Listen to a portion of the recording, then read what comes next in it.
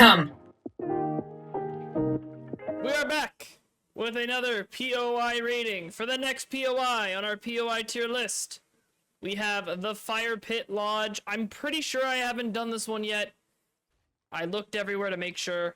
Just a heads up,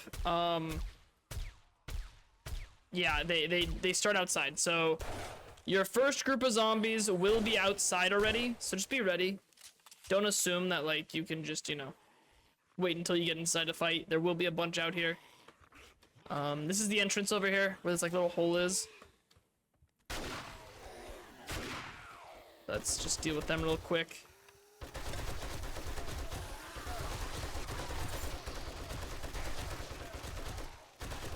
Good, alright. Now, it is a tier 3 POI. It is a wilderness POI, so you're gonna find them in the middle of the open. They aren't something that you actively, find, like, in cities and whatnot. But in general, they're not too difficult. This one's not too difficult. I'm on level 300, and you're kind of seeing how easy it is for me. So, nothing too crazy. Even though they're almost all irradiated and whatnot. This is like a little, like, hangout area. It is a very open building, but there's also not a ton of, like, loot because of that, which kind of sucks, but it's not the end of the world. Once you clear out that section, you can come up here. There's a broken ladder that takes you up there. There's a way up there that's not that, though, so you don't have to worry too much. Bookcase.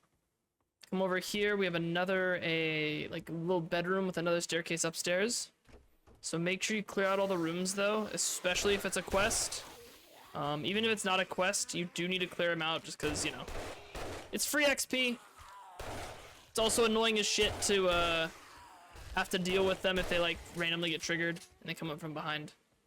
Come up to the next floor. Your end loot is all in here.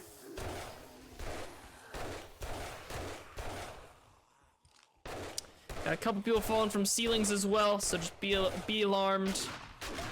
Can you not? Thank you. Just be careful. Since it's such an open building, you're gonna have people falling from behind you and above you. Like from up here to over here. There's people everywhere. This is where that ladder was, by the way. Another bookcase right there. We got like a little closet area with some like duffel bags and luggage sometimes. Some more dirty water if you want. Kitchen. And this is the end loot. Pretty easy stuff. Also a medicine cabinet, so make sure you come search that as well as the toilet and everything else. Nothing too crazy. It's pretty straightforward. Trying to find if there's a balcony. I guess there isn't. That's pretty much everything up here. Like, that's the entire, like, building itself. What's kind of interesting is this actually, like, is an open section to the inside, which I think is kind of cool, but other than that, pretty basic POI, nothing too crazy. There's a backyard over here as well with, like, a pool and whatnot. So just run over here, check it out, I guess, if you want, but it seems there isn't many zombies back here. So overall, oh, here's the extra zombies in the little garage area. I was like, I feel like there wasn't enough. That makes a little more sense that there's some down here. Okay, that should be all of them. I'm assuming this leads into the same area we were already at. Yep, we've been here. Cool. So yeah, here we are. This connects to the backyard. Come check that out, and you're good to go. Oh, here's another one. Bye. So overall, what would I rate the Fire Pit Lodge? Well, it's a pretty interesting wilderness POI. A lot of wilderness POIs, if they're not tier 4, tier 5, they're not very cool to me.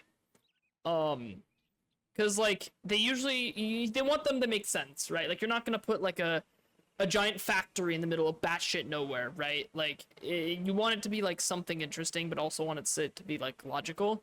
So oftentimes, the tier 3s are gonna be something like this. You know, they're gonna be, like a retreat or a lodge, and so they're not gonna be very creative.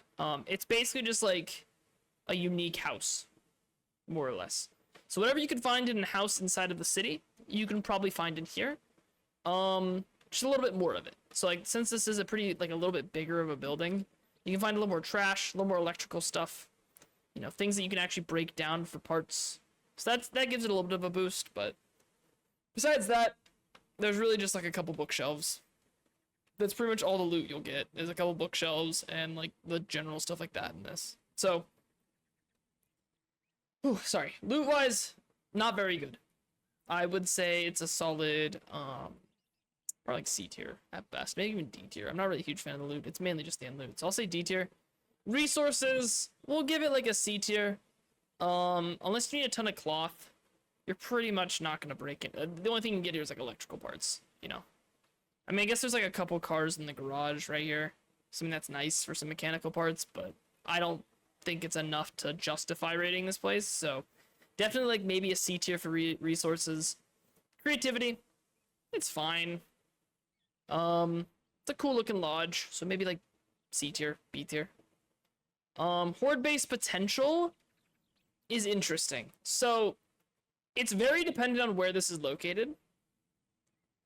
I think if this is near a city with like a trader nearby, then it could be pretty good. You know, you could have your fighting position right here, and it's really easy to set up, nothing too crazy, and you're good.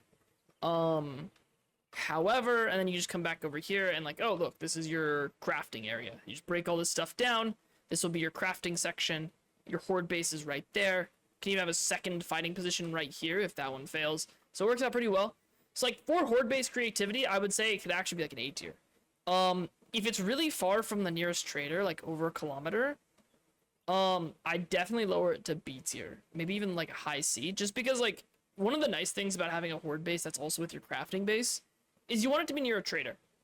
And if it's not, kind of defeats the point. That's why city POIs oftentimes are very good, because they're usually nearby traders and it can make a big impact. But this one being a wilderness POI could literally be in the middle of batshit nowhere with no trader within like a 2-kilometer radius.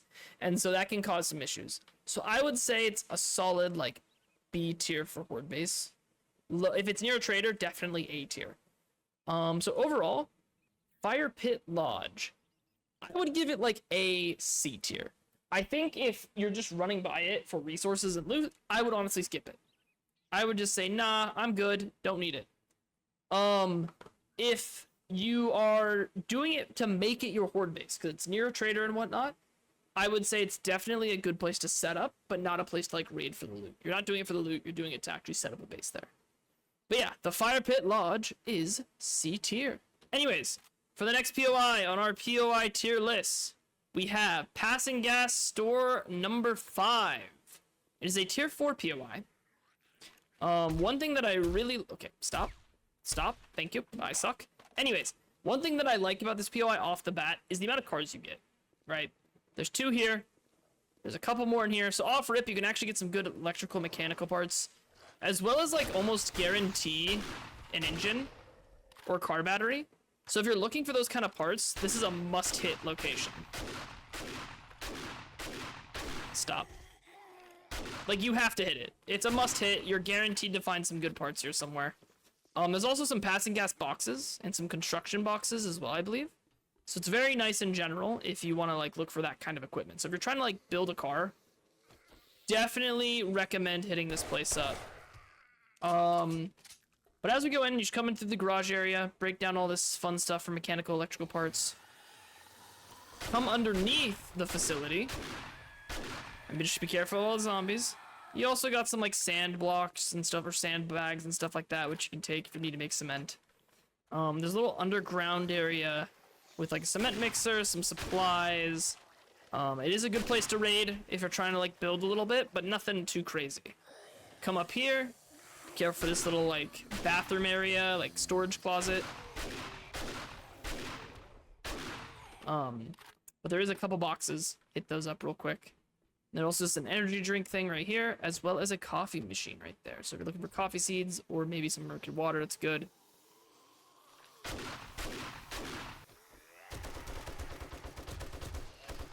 Out here we got a lot more stuff. You know, you got your mechanical and electrical parts from the car.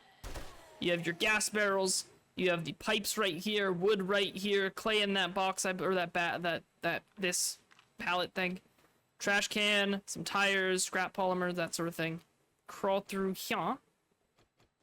Takes you into the little... Oh, hi. Takes you into the, like, convenience store section of the gas station, right? So, over here... Stop.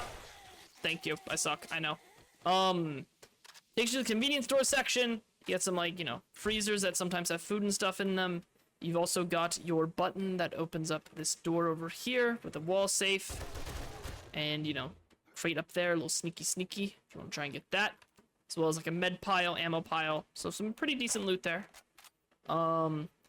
There's also the cash register. Sometimes has money in it, sometimes doesn't. You also have, like, some shelves here. So basically food supplies, as well as some ammo and some money in there, which is nice.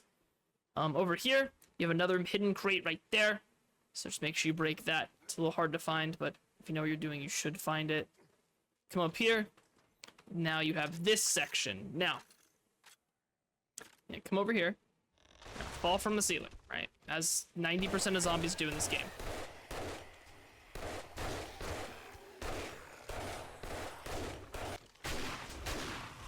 Pretty much every zombie in this game falls from the ceiling at one point or another, right? So just assume that's what's gonna happen.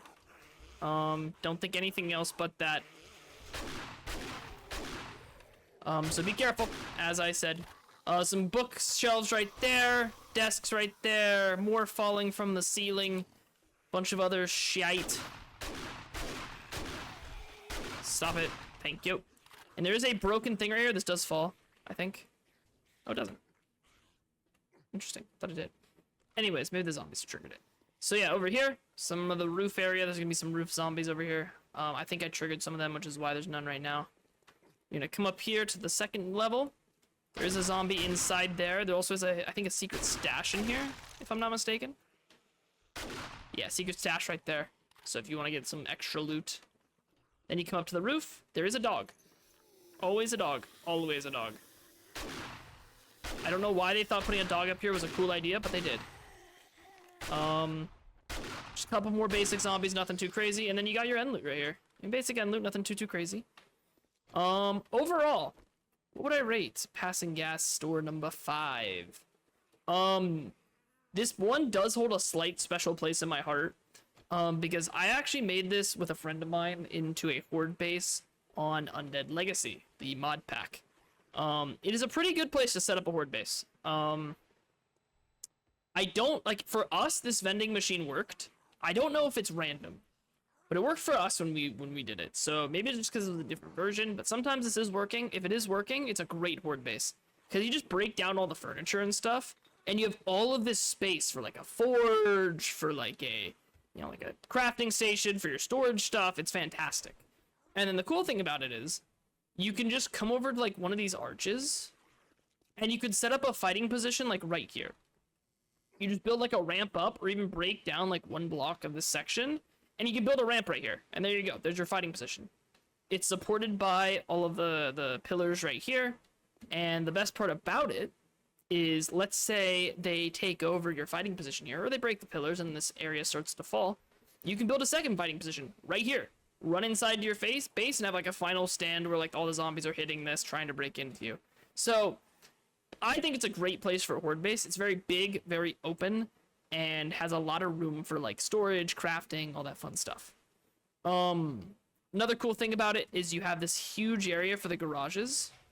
So you can actually put, like, powered garages right here, and you can just straight up have an actual garage where you pull in your cars, and there's plenty of space for your car, which is really nice, you know? I think this guy fell off. Nah, I don't care. But yeah, horde base wise, I'd say it's definitely like an A tier, if not even like an S tier. I think it'd be S tier, low-key. I mean, if that's not a good tier 4 horde base, I don't know what is.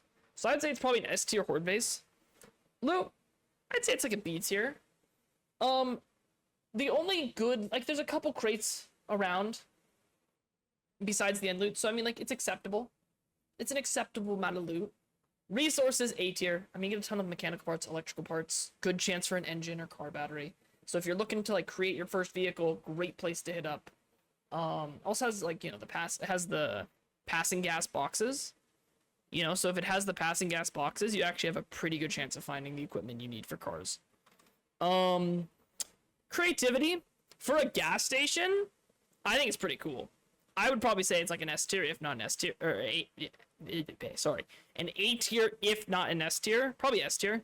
I think it's probably one of the coolest gas stations. I've never considered making a 2-story gas station with, like, an office section, you know what I mean? So the fact that it goes up this high, I would definitely say like this is definitely an S tier gas station. Looks really cool. It's believable, but also super interesting as a concept, right? So definitely like a solid S tier for creativity. Overall, the Passing Gas store number 5 is going to be getting an S tier from me.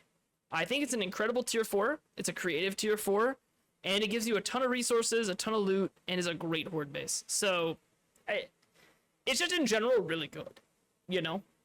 Like, there is almost no reason not to raid this, because it's not insanely hard, but there is enough zombies to give you a challenge. And it's also, like, rewarding you for that challenge, you know? There are some tier 4s, like the Mortician's House, where, like, it feels very unrewarding and unfulfilling to do it, no matter, based off the difficulty. For this difficulty, it's a good amount of stuff. So I'm very happy with it. I think it's definitely, like, a solid S tier POI. Like, if every POI had this much... was this good when it comes to like loot to difficulty, when it comes to creativity, I think that I would never have to do this ranking because every ranking would be S tier. So overall, Passing Gas store number 5 is an S tier.